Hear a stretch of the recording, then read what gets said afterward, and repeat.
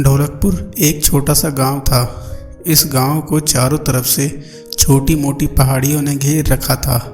गांव की आबादी बहुत कम थी।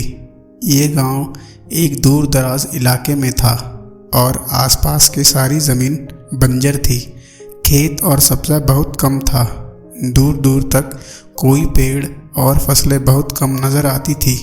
पूरे गांव में पीपल का एक ही पेड़ सा था और इसका साया बहुत घना और ठंडा था।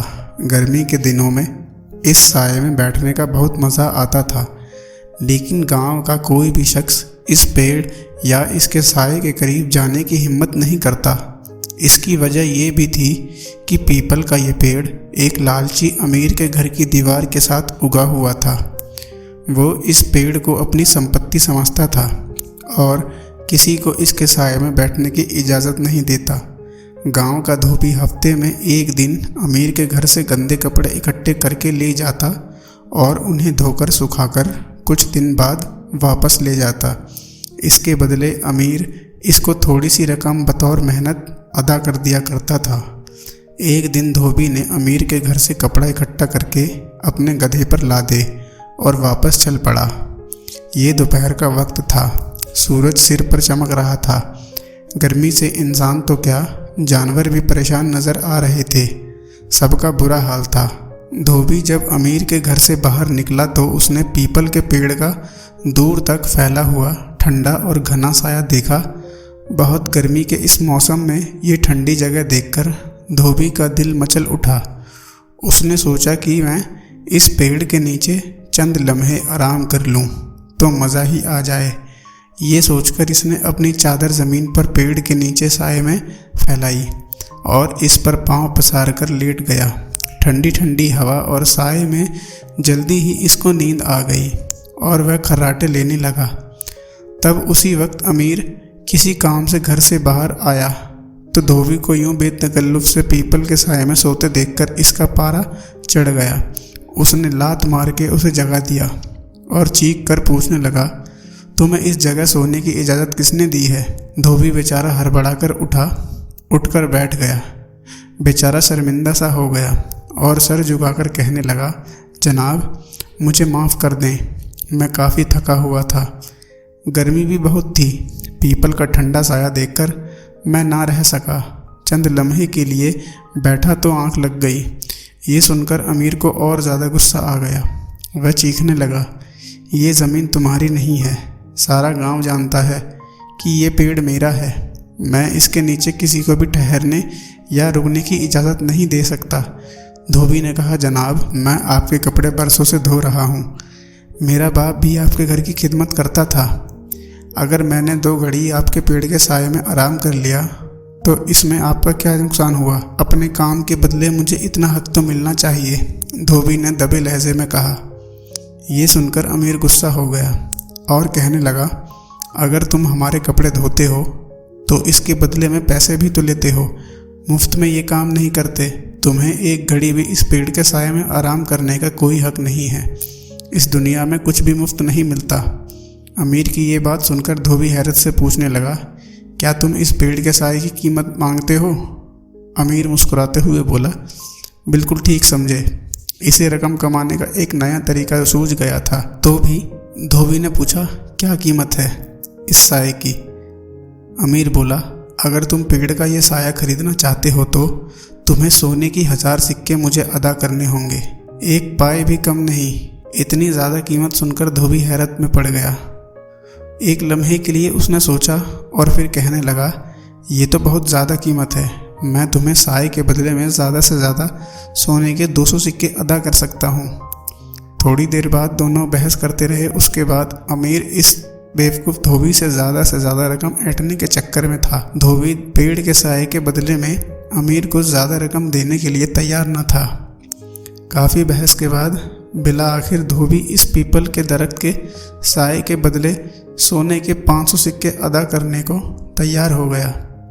अमीर ने भी इसकी पेशकश कबूल कर ली। वो खुश था कि मुफ्त में इतनी बड़ी रकम हाथ आ रही है। ये भी तय हुआ कि कल गांव के सरपंच को गवाह बनाकर एक महादा तहरीर किया जाएगा। धोबी पीपल के पेड़ के साये की कीमत अमीर को अदा करेगा और दोनों इस मायदे पर दस्तखत करेंगे। इसके बाद पीपल के पेड़ का ये साया धोबी की मलक बन जाएगा। सारे मामला तय हो जाने के बाद धोबी सोच विचार में अपने घर वापस आ गया। दूसरी तरफ अमीर सोच में था कि इसने धोबी को बेवकूफ़ बनाकर एक मोटी रकम ऐंठ ली है। ये रकम तो इसे मुफ्त में ही मिल रही थी। आखिर पेड़ के साये की कीमत कुछ होती है क्या? साया भी वह इसके नीचे खुद और उसके बच्चे बीवी बच्चे उठते बैठते थे। इसने मंसूबा बनाया किस रकम से वह खेत खरीद लेगा। बनिए ने अपने अकल में तो धोबी को धोखा दे दिया था, मगर धोबी भी इतना बेवकूफ़ नहीं था जितना इसने समझा था। धोबी ने भी बदला लेने के लिए अपने दिमाग में मंसूबा सोच लिया था। घर पहुंचकर इसने गधे को इसकी जगह पर बांधा और इस पर लदे कपड़े उतार कर एक तरफ रखे और फिर अपनी बीवी से कहने लगा, सुनो, मुझे अपने सोने के जेवरात दे दो, मैं उन्हें गिरवी रखकर सुनार से रकम लेना चाहता हूँ। इसकी बीवी ये सुनकर दंग रह गई और पूछने लगी, इतनी रकम की एकदम क्या ज़रूरत आ पड़ी? धोबी ने कहा, मैंने अमीर के घर के बाहर आगे पीपल के पेड़ का साया खरीदना चाहा है। मैं इस गर्मी में इसके नीचे आराम करूँगा। धोबी बताने लगा। धोबी की बात सुनकर इसकी बीवी को तो अपने कानों पर यकीन है ना आया। वह सोचने लगी कि शायद इसके शौहर का दिमाग खराब हो गया है। क्या कभी किसी ने पेड़ के साया भी खरीदा है? क्या साया भी कोई जायदाद होती है? वो धोबी को समझाने की कोशिश करने लगी कि ये बेवकूफ़ी मत करो, इस तरह तुम इन जेवरात से भी हाथ धो बैठोगे, क्योंकि दोबारा तुमसे कोई भी ये साया नहीं खरीदेगा और तुम्हारी रकम भी तुम्हें वापस नहीं मिलेगी। लेकिन धोबी अपने फैसले पर अटल था। उसने अपनी बीवी की कोई भी बात नहीं सुनी। फिर बीवी कहने लगी, मेरा तो मशवरा ये है कि जेवरात बेचकर तुम कोई खेत खरीदते, इस पर फसल काश्त करते, जिसे बेचकर तुम ज़्यादा मुनाफा हासिल कर सकते थे और अमीर बन सकते हो। धोबी कहने लगा, देखो, पहली बात तो ये है कि मैं धोबी हूँ, मुझे सिर्फ यही काम आता है। मैं रातों रात अमीर नहीं बन सकता। खेत में हल चलाना, बीज बोना और फसल बेचना मेरे बस की बात नहीं है। मैं 10 साल भी खेत पर मेहनत करके इतनी रकम नहीं कमा सकता। इतनी साये से 6 महीने में कमा लूँगा और इसके बाद तुम्हारी जेवरात भी तुम्हें वापस मिल जाएंगे। धोबी की बीवी समझ गई कि इसका शौहर अपना इरादा बदलने वाला नहीं है, इसलिए इसने मजीद बहस नहीं की और चुपचाप अपनी जेवरात वाली पोटली लाकर शौहर के हवाले कर दी। धोबी गांव के सुनार के पास पहुंचा और ये जेवरात इसके पास गिरवी रखकर सोने के 500 सिक्के उधार ले लिए। दूसरे दिन मुकर्रर वक्त पर वह सोने के सिक्कों से भरी हुई थैली लेकर दस्तखत करने सरपंच के पास पहुंच गया। अमीर पहले ही वहां पर मौजूद था। गांव के और भी बहुत से लोग वहां पर मौजूद थे। वह इस अजीबोगरीब सौदे पर हैरान थे। गांव में हर तरफ ये बात फैल चुकी थी कि धोबी ने पीपल के पेड़ का साया अमीर से खरीद लिया है। अमीर ने मुद्दा पहले ही तय कर रखी थी। इसमें तहरीर था कि अमीर अपने पीपल का साया सोने के 500 सिक्कों के अवज धोबी को फरोख्त करता है। दोनों में से जो भी फरीक इस महदे को ख़त्म करने की कोशिश करेगा, वो दूसरे फरीक को सोने के 1000 सिक्के जुर्माने के तौर पर अदा करेगा। इस माहदे पर अमीर ने दस्तखत कर दिए, लेकिन धोबी अनपढ़ था, इसलिए उसने अपने बाएं हाथ के अंगूठे का निशान लगाया। सरपंच ने गवाह के तौर पर दस्तखत किए। वहां मौजूद सारे लोग इस मायदे के गवाह बने और धोबी ने साये की कीमत अमीर के हवाले कर दी। वहां मौजूद हर शख्स ये सोच रहा था कि अमीर बहुत चालाक है, इसने बेचारे धोबी को लूट लिया है, क्योंकि आज तक किसी ने ना सुना था ना देखा था कि एक पेड़ का साया भी फरोख्त होता है। इस दिन के बाद से धोबी का ये मामूल बन गया था कि वह दोपहर से लेकर शाम तक इस पेड़ के साये तले चारपाई बिछाकर सोया रहता। वो गधे की रस्सी भी अपनी चारपाई के साथ बांध लेता। ये गधा वक्त बेवक्त फाड़कर रेंगना शुरू कर देता। कई दफ़ा ऐसा हुआ कि इधर अमीर आराम करने के लिए लेटा या अपने घर में बीवी बच्चों से कोई अहम बात शुरू करने की कोशिश करता, उधर गधे ने अपनी बेसुरी गज़ल शुरू कर दी। गधे का ये शोर शराबा अमीर के लिए बहुत दर्दनाक था। सूरज की गर्दिश के साथ साथ जो साया अपनी जगह तब्दील करता, धोबी भी अपनी चारपाई इसके साथ साथ घुमाता रहता। बाद गाद वो अमीर के घर की दीवार के बिल्कुल साथ जाकर बैठ जाता। अमीर अपने घर में कोई भी बात ऊंची आवाज़ में करने से डरता था कि कहीं दीवार के साथ बैठा धोबी सुन ही ना ले। इसके अलावा धोबी गांव के दूसरे लोगों और बच्चों को भी अपने पास बुला लेता और वहाँ बैठकर बातें और हंसी मजाक करते करते बच्चे भी शोर शराबा करने से पीछे न रहते। ये सारी सूरत हाल बनी है और इसके खानदान के लिए काफ़ी परेशान कुन थी। आखिर एक रोज़ तंग आकर अमीर ने धोबी से बात करने का फैसला कर लिया। वो धोबी से कहने लगा, लगता है तुम मेरे घर पर भी कब्जा करने लगोगे। तुम्हारा गधा और तुम्हारे जानने वाले सबकी वजह से हमारा आराम और काम में खलल पड़ता है।